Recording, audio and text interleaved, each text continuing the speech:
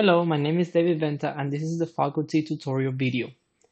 On this video, I will discuss how to create an account, how to log in, how to propose or edit a project, and how to review students' applications.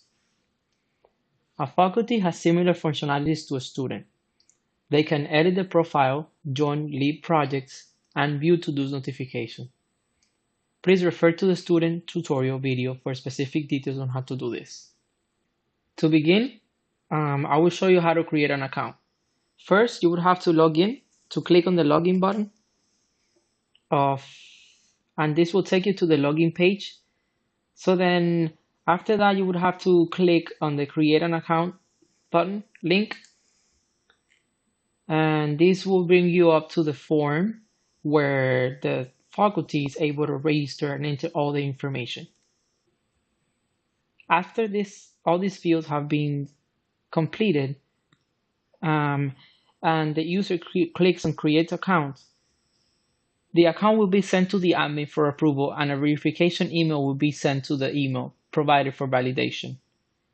These two criteria have to be met to be able to log into the VIP website. They have to get approved by the admin, and they also have to get their email confirmed by following the link that the website sends you to your email, so that way you follow that link and you have your email verified. Next, proposing or editing a project. To propose a project, the user has two options. They can click on the home page, propose a project. The other option to reach the app form would be by clicking on the propose project on the faculty tab. Similar to the previous registration form, this form has to be completed. All the asterisk information has to be completed to be able to submit the form. This is all the information. The more information it has, the more appealing is going to be the project.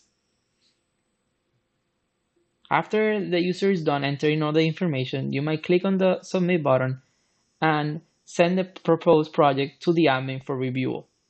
You will then receive an email message once the proposal has been reviewed. On the other hand, to edit a project, you might want to go to the specific project,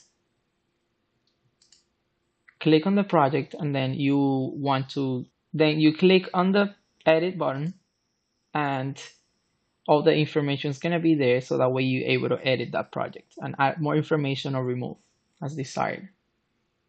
Finally, to review students' applications, the faculty must go to review students' application, and right there they will be able to approve or reject the students who apply to their projects. Also, they can just undo.